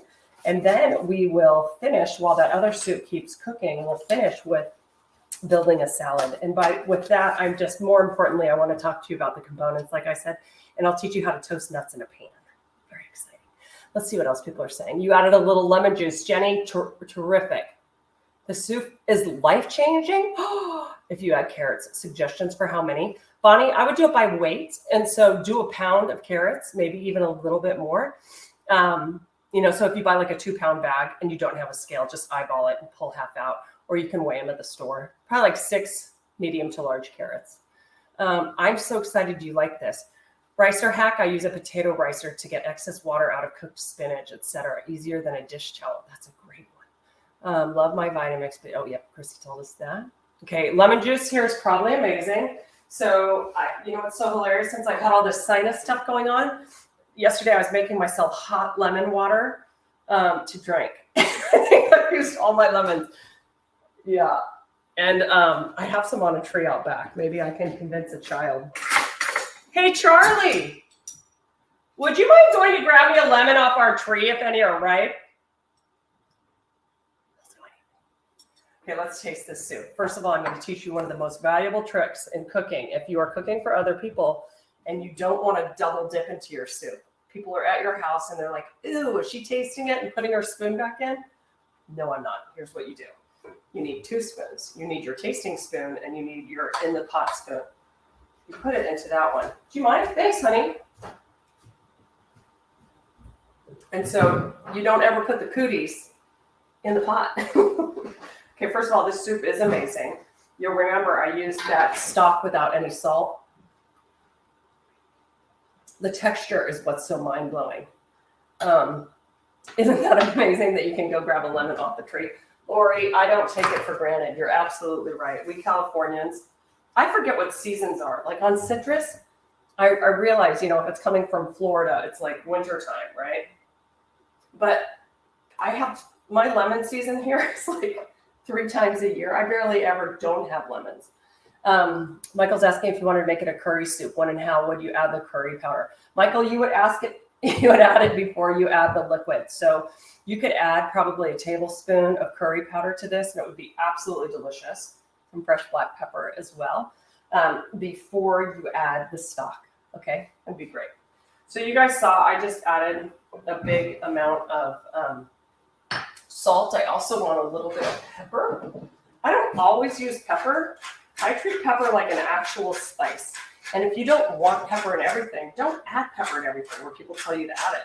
I think it adds a ton of flavor. Thanks, honey. Really. Okay, not. But you know what? This one's good. So pepper to me should be treated like any other spice. If you really want to taste it, terrific. Add it. I love it on salads. Okay, so let's do the check again, and then I'm going to add a squeeze of lemon juice. So by adding a little more salt brings out the flavor in everything. And so it actually tastes more like broccoli. I love this. It is creamy, you guys. The texture is amazing. So if you can see it, and I'll use the ladle to show you, this is I like the thickness of this. Okay, if you wanted to add more water, you could, but I'm really happy with the thickness of this soup. I'm going to leave that as it is. So the broccoli and the onions and the leeks are actually sweet. So why would I add some lemon or some vinegar? If you have some white wine vinegar, you can literally add a couple of drops. The acid is just going to balance the sweetness of this. And so I'm literally just squeezing. This is like a quarter. That's not even, that's like a fifth of a small lemon. And we're going to mix it in. And we're going to see. But normally when you're cooking and you're like, what's off about this? You want to ask yourself, is it too sweet? If it's too salty, you can always add a little bit of water.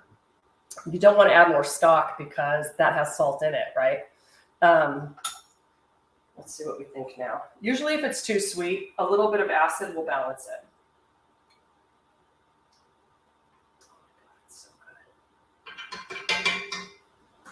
I want a little bit more lemon juice and I want a little bit more salt. But then again, if you were going to add cheese to this, Parmesan cheese on the top or cheddar, that will add salt as well. So I want this to taste great on its own. I don't want to make it so salty that if you added cheese, you'd be like, ugh. I'm going to eat it like this today because I'm not eating any dairy with my cranky sinuses. Right, doctor? Confirm that for me. Dairy is bad for sinuses.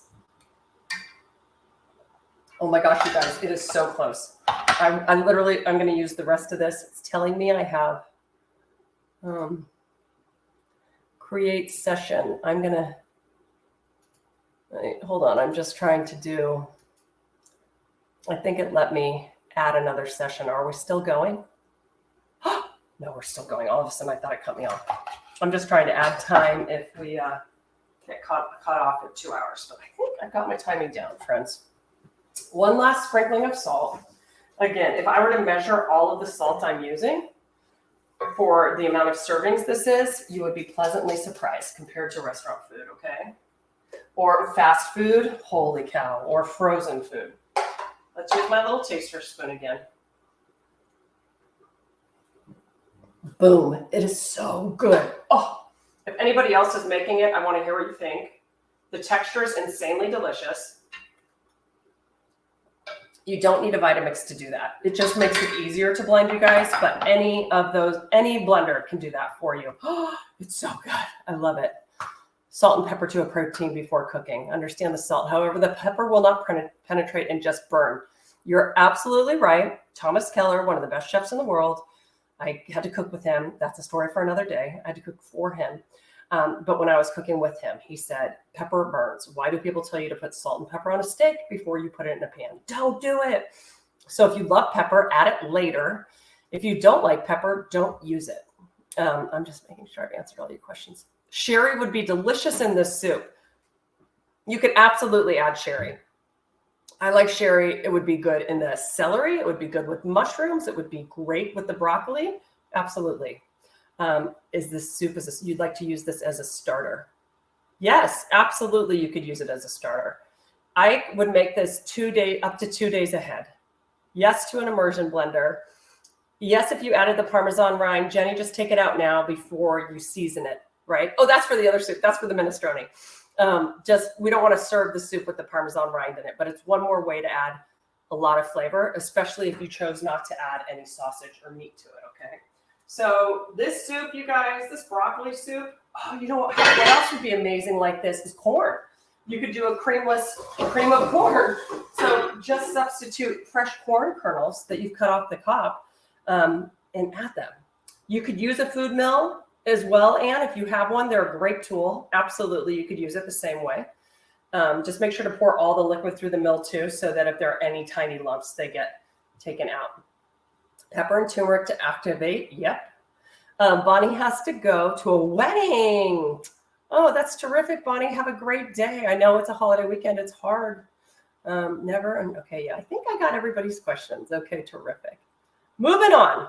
Let's talk salad, shall we, friends? Okay, I'm just going to clean up my mess. And then, you guys, I should take another poll. Would you like to see the mess in my kitchen before we're done? It's impressive. Girl knows how to make a mess better than anybody. I'm a really, really good mess maker. Okay, let's get that ladle away and rinse because I'm going to check my other soup with it.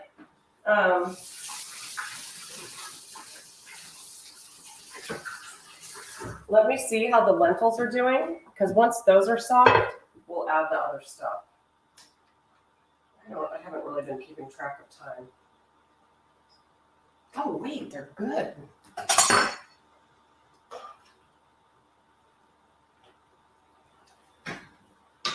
Can't forget, this is my cootie. No, this is my clean spoon. No, this is my I double dipped. I don't know which is which, so now I have to start over. It's going to need salt. You know what I taste that I love? I can taste the fennel seed. It's so good. Definitely going to need salt. Those lentils need a few more minutes. But here's what I'm going to do. I'm going to go ahead and add the chard and the beans right now, which is not going to be bad. There. These are soft anyhow, right? So we're not going to worry about that too much.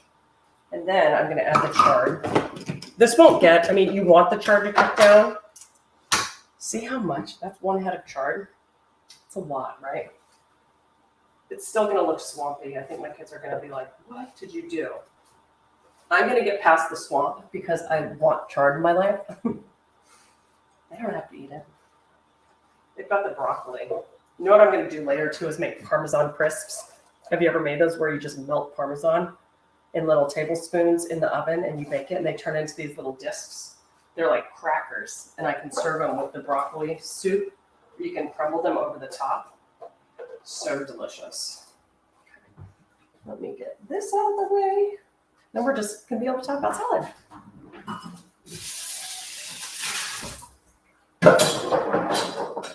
I'm switching my water to iced tea. A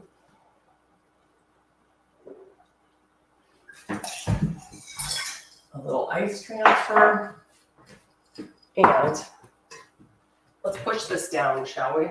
Oh yeah, now the texture is going to be amazing.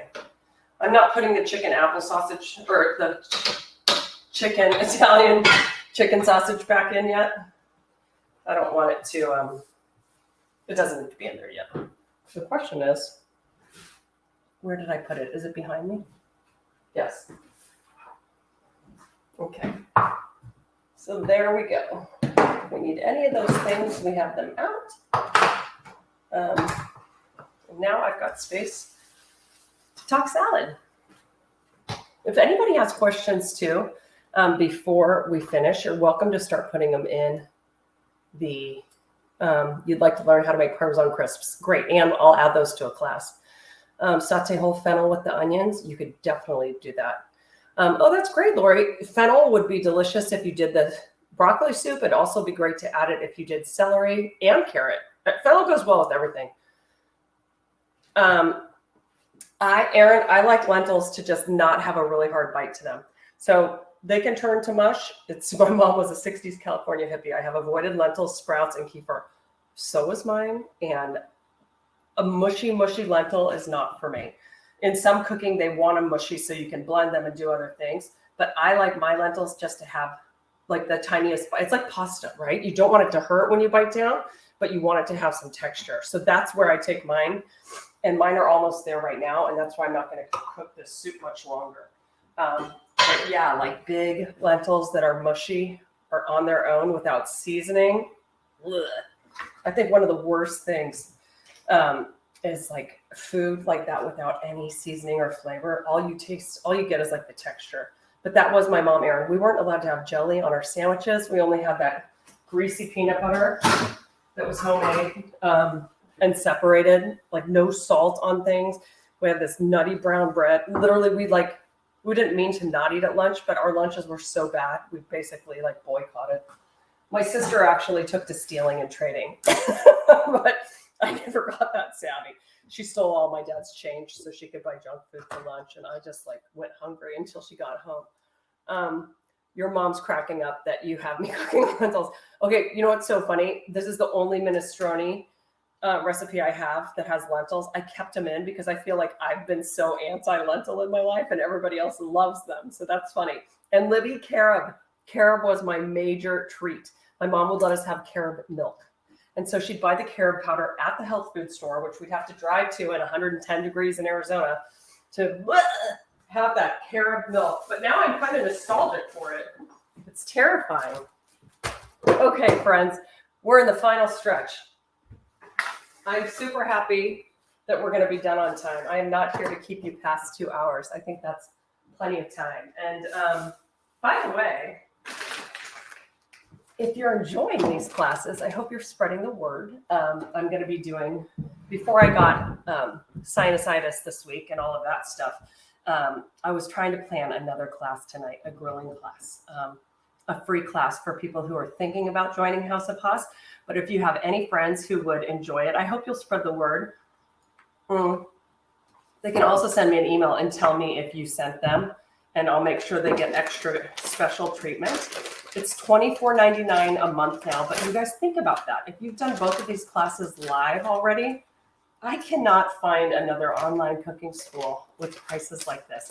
You know, most classes, if you take a one-off class at a fancy cooking school or at one of my partners, they cost anywhere between $50 and $150 for a 2-hour class. And that's without ingredients. And so if you're having fun with me, I hope you'll spread the word, because I would like this to become the main business that I do. Teaching you guys brings me so much joy, and I would like it to be the focus of all of my work. So thanks, Lori. The other thing is, if people are nervous about it being a monthly subscription, you can always cancel. But when you do the math on what it costs, you know, for founding members, it's less than $10 a class. Even when money is tight, I think about the money I have saved by cooking at home instead of fast food and DoorDash. You guys, I did it again this week. I DoorDashed something, and the fees alone, you're paying the monthly fee or you're paying the tax. It's just crazy. Plus they mark up the food costs on all of that. I don't know if you guys know that, but when you go out to eat at a restaurant versus when they bring that restaurant food to you via DoorDash or something else, they mark it up as well. It's outrageous. So I promise you, I can save you money while we have some fun, and you'll be taking naturally better care of yourself, which makes me so happy too. Okay, let's toast some nuts, shall we? Even if I never make what you're teaching us to make, you're still worth the watch. They say that the more, thank you, Libby. They say that the more food television you watch, the less you cook. I don't know if this counts as television or like watching. Maybe it does, but I get it. It's just sometimes you want to be entertained, right? And you're still learning. So even if you don't think you're cooking any of my stuff, you'll be picking up techniques, right? Okay, I am just looking simply for a nonstick pan.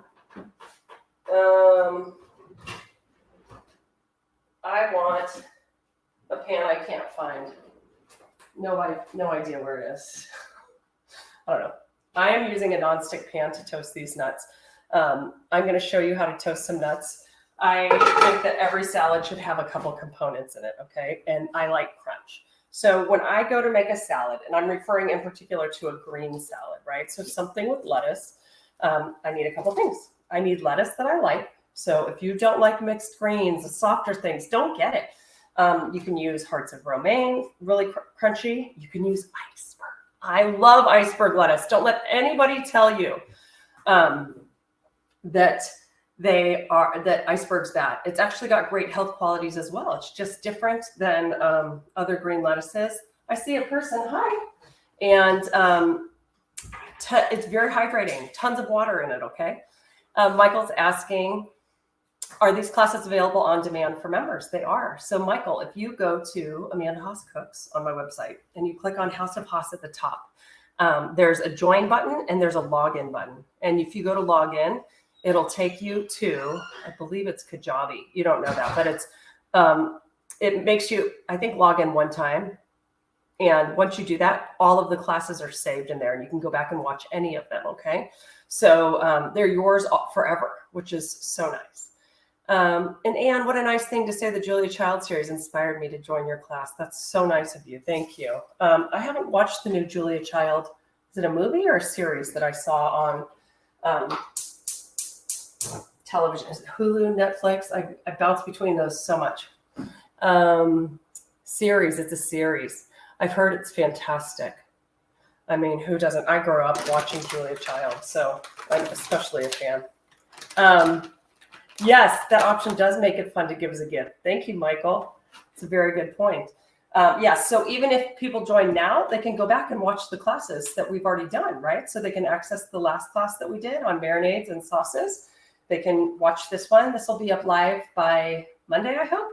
I learned how to do that this week, how to download them from Crowdcast and move them over to Kajabi and email you all. I'm learning. Maybe I'll watch the Julia Child series today. We started watching the funniest show last night that is so incredibly crass, but very like Naked Gun style, right? Just bad comedy called MacGruber on Peacock with Will Forte, who did Last Man on Earth. And oh my gosh, I was in hysterics. It was so funny. It's like a takeoff on MacGyver, but he's called MacGruber. So let's toast some nuts first, because I think every good salad has a little crunch to it, right? So I'm usually looking for some crunch. I'm looking for some sweet, which I can get in fresh fruit, dried fruit. If you don't like fruit in your salad, don't use it. Totally cool. I like something that's like a little oniony, a little aromatic, as we say. So whether it's a little bit of shallot in the dressing, or if you use sliced green onions. So for me, it's really about textures. If you just have lettuce, I mean, I love a little green salad that's just lettuce. If your lettuce is really good, and if your vinaigrette is good, or you just have like a good olive oil and a squeeze of lemon juice. Okay, so you guys, here's how I'm going to toast these nuts. I'm using a little bit of oil in the pan. I never used to, but I think they brown really nicely with oil. And so today I'm using slivered almonds. We're going to just put them in the pan. Toast, toast, toast. Like I said, too, people ask me a lot where I get my groceries. I live near a beautiful market called Diablo Foods in Lafayette. I'm adding a little bit of salt to these too, okay, you guys? And I'm going to move them around because they'll cook pretty quickly. What I found is that if you don't use oil, they can burn faster in a pan, okay? Now, you can certainly turn your oven on to like 300 and put them on a sheet pan and toast them till brown. Give them a shake, probably like 4 or 5 minutes, but which is really easy to do as well. I just seem to always be doing toasted almonds in a pinch, and so I just do them on my cooktop. You just have to make sure you're watching them, okay? And like I said, oil is optional. I think they brown more evenly with oil, with a little bit of olive oil. Maybe it's in my head.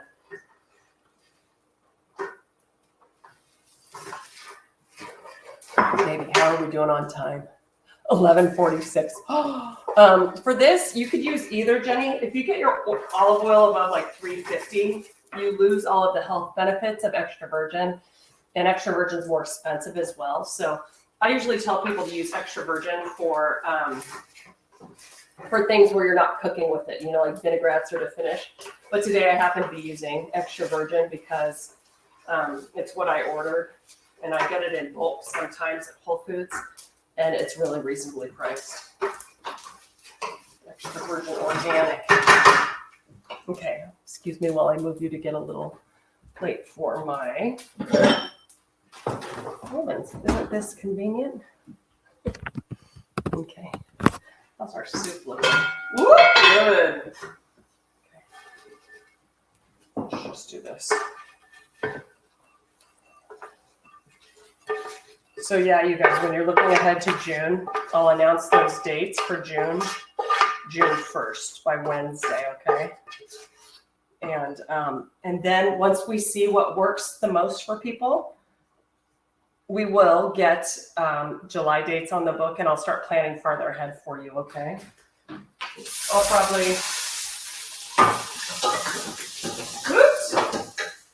probably release like 2 months at a time. We're gonna get so organized. Okay, so here's what I've got. I've got toasted nuts. I got sweetened dried cranberries. I love dried cherries that have not been sweetened. They're tart but sweet. But I also have fresh strawberries. I have lettuce. I have goat cheese. If you like cheese, I like it because, again, it's adding another textural component. So whether it is goat cheese and it's soft and it's a little tangy, if you're doing blue cheese, which can be, you know, a really strong flavor. I love to balance blue cheese with something sweet. So something like a dried fruit or a strawberry. The crunch factor can come from a couple things. Almonds are kind of a safe bet. I love toasted almonds. It really brings out the flavor in them. When they're not toasted or roasted, even you can buy roasted whole almonds and chop them up. They have so much more flavor when they're put to heat. It just brings out that almondy flavor. It made me want to make like toasted almond ice cream the last time I did this. Pistachios are great. Pine nuts are great. Pine nuts are through the roof expensive, and they have been for a while. So I found myself substituting almonds for a lot of things. Even in my pesto, I started using almonds, and it's just a less expensive way to go, you know? They're so good. So let's put a salad together. I have my vinaigrette. One thing I really want you guys to learn is how to dress your salad. The trick is when you toss it in a salad bowl, you don't want any dressing left on the bottom of the bowl. The leaf should be shiny. I'm just tasting this to make sure I like it. The leaf should be shiny, but they should not be overflowing with dressing, meaning like there should be nothing left on it, right? So you always want to start by adding a little bit and adding more as you go. I'm just testing my lettuce in my vinaigrette from the other night. Yes, Lori, this is my French vinaigrette. Yum. Oh, look what I almost forgot. I'm going to put the sausage back in and give that a little stir.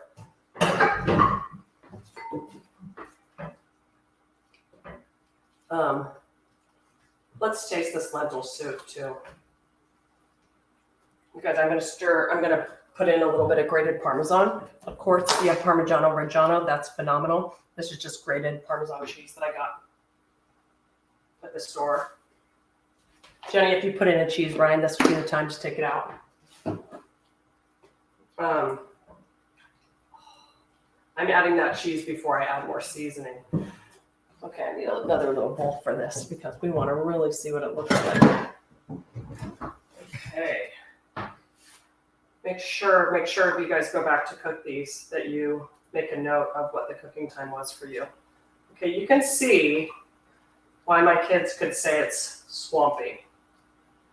But I'm really proud that I cut my chard into smaller pieces because it's not like floating around like it's a swamp monster from Scooby-Doo. But the texture of it's great because there's enough vegetable in it, enough to call it a good hearty minestrone, right? So you've got the lentils, the carrots, the onions, the celery. Can you see the steam? Hold on, let me let it cool so I don't shock myself. So good. You put the vinaigrette on a quinoa salad. Dana, that's the perfect way to use it. That's such a great call. Let me just taste the broth first. This is delicious soup. I'm going to set it aside because it's too darn hot right now. Let's finish making my salad. And just getting a salad bowl. We're going to just do this like Speedy Gonzalez style, right? But I want you to write this down. This is how you really learn how to cook, by committing it to memory. Salad, you want lettuce, right? Whether it's spring mix, whether it's hearts of romaine, like I'm going to use, any kind of lettuce that you like. You can chop it. You can leave things whole. Jeannie, I'm glad you like the Scooby-Doo reference. However you like to eat the leaves. Just trying to get a knife. Okay. I'm going to cut the ends off. And then I'm just going to slice these into little pieces. Let me show you. I'm just going to go like this, okay? Now, if you want them smaller, the bottom part gets pretty white and bitter. Just turn them the other direction and cut them again, okay?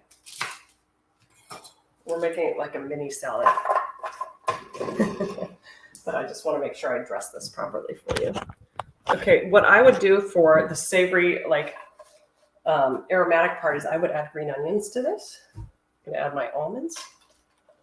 Let's add some dried fruit.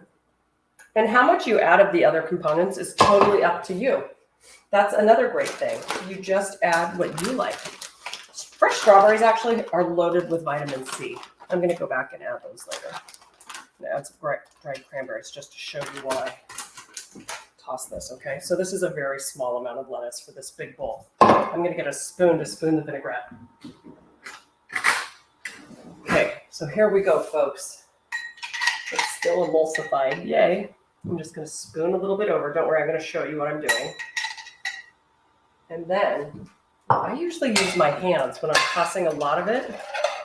All I'm looking to do is add a little bit more. And I am going to use my hands. Forgive me. Okay, so what do we want? We want salty, we want sweet, we want crunch. Crunch from an almond, from a hearty lettuce, from a pistachio, from a pine nut. The sweet you can get from fresh fruit, diced apple, diced strawberry. I love. You can do a little cranberry, dried cranberry if you want. The trick is though when you add your lettuce, your dressing, you don't want any on the bottom. So if it pools up, you've got too much. What do? You add more lettuce, okay? So just like you start with salt, you want to make sure that you don't add too much lettuce to begin, or too much vinaigrette, right? So you save some lettuce, hold some back. So if you accidentally add too much vinaigrette, it's going to be okay. You can add more of the greens, okay? I'm going to add a little bit of goat cheese to this just for kicks. I usually like to add the goat cheese. This is really soft. It's been out at room temp. So it is actually like, I probably just crumble it over the salad once I put it on a plate. But if you put it in to toss it with everything at the beginning, it's going to kind of like melt into the salad. If you like that, great. If you want it to stay more like in little crumbles, keep it really cold until you go and you can crumble it on the top of your salad. Okay. So the tricks for salad, we want to make sure that you don't overdress it.